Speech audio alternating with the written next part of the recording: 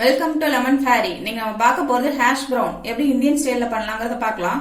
இப்ப தேவையான இன்கிரீடியன்ஸ் என்னங்கிற பாத்திரலாம். 4 உருளைக்கிழங்கு எடுத்திருக்கேன். 4 டேபிள் ஸ்பூன் வந்து கோதுமை மாவு. நார்மலா மைதா யூஸ் பண்ணுவாங்க, நம்ம மைதா யூஸ் பண்றது இல்ல. கோதுமை மாவு எடுத்திருக்கேன். 2 டேபிள் ஸ்பூன் அரிசி மாவு. சீஸ் வந்து 1/4 கப் எடுத்திருக்கேன். மல்லித்தலை தேவையான அளவு. 1 டீஸ்பூன் சில்லி பவுடர், 1/2 டீஸ்பூன் மிளகுத்தூள், ஒரு 3 பல்லு பூண்டு வந்து துருவி வச்சிருக்கேன். தேவையான அளவு உப்பு. இப்ப அவ்வளவுதான் தேவையான இன்கிரீடியன்ஸ். எப்படி பண்ணலாங்கிறத பார்க்கலாம். இப்ப பொட்டேட்டோ நல்லா துருவி வச்சிருக்கேன். இந்த மாதிரி இருக்கட்டும், ரொம்ப பொடியா இருக்கிறத வந்து துருவிடாதீங்க. இந்த மாதிரி இருந்தா நல்லா இருக்கும். இப்ப இதை வந்து நல்லா வடிகட்டிடுவோம். உருளைக்கிழங்க நல்லா இப்படி அலசிக்கோங்க. அப்பதான் அதுல இருக்க ஸ்டார்ச் வந்து நல்லா போகும்.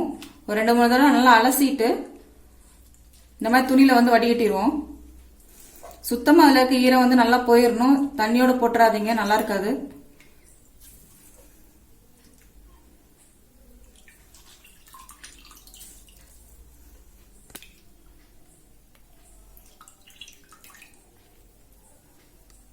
நல்லா புளிஞ்சு எடுத்துக்கோங்க.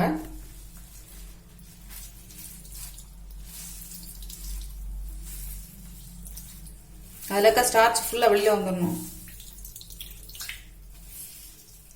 தண்ணி ஃபுல்லாவே நல்லாவே வெளியில வந்துடணும். தண்ணியோட இருக்க வேணாம்.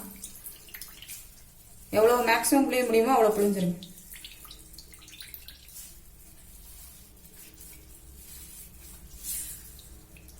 இப்ப உருளைக்கிழங்கு ஒரு பவுல்ல போட்டு வச்சிருக்கேன். அடுத்து கோதுமை மாவு போட்டுடலாம்.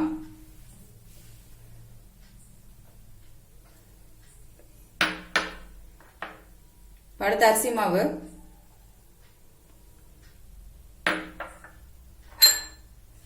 பூண்டு,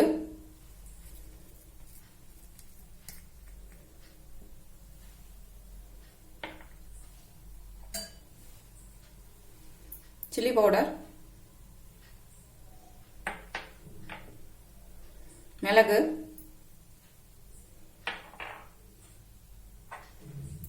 தேவையான உப்பு போட்டுக்கோங்க. உப்பு கொஞ்சம் கம்மியாவே போட்டுக்கலாம், ஏன்னா அடுத்து சீஸ்லயும் உப்பு இருக்கும். சீஸ் போட்டுறேன்.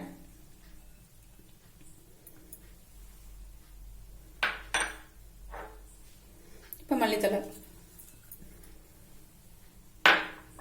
இது எல்லாத்தையும் போட்டு நல்லா மிக்ஸ் பண்ணிடலாம்.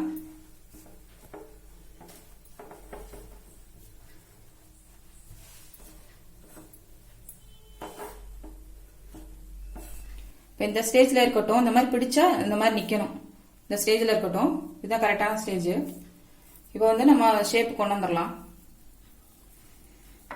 நார்மலா வந்து ஸ்கொயர் ஷேப்ல இருக்கும் ஹேஷ் பிரவுன். நம்ம ரவுண்ட் ஷேப்ல வைக்கணும் கூட வச்சுக்கலாம்.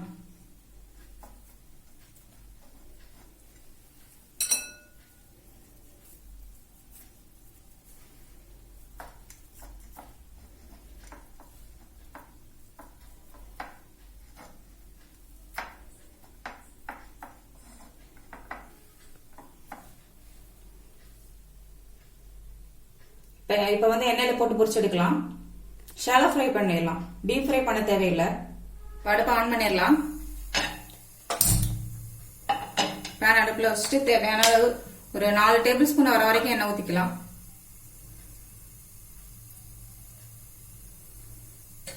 எண்ணெய் கொஞ்சம் காயட்டும். நல்லா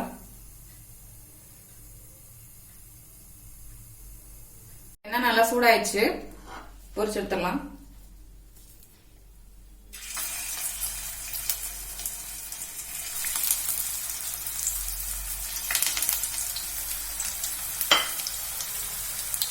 சிம்ல வச்சே வேக வச்சிடலாம், இல்லாட்டி உள்ள அப்புறம் வேகாம இருக்கும்.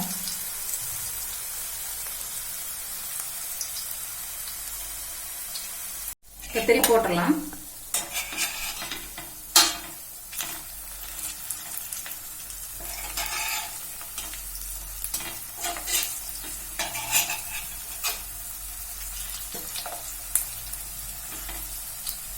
இன்னும் ஒரு 2-3 நிமிஷம் வேகட்டும். நல்லா 2 பக்கம் நல்லா வந்துருச்சான்னு பார்க்கலாம். நல்லா வெந்துருச்சு. எடுத்துடலாம்.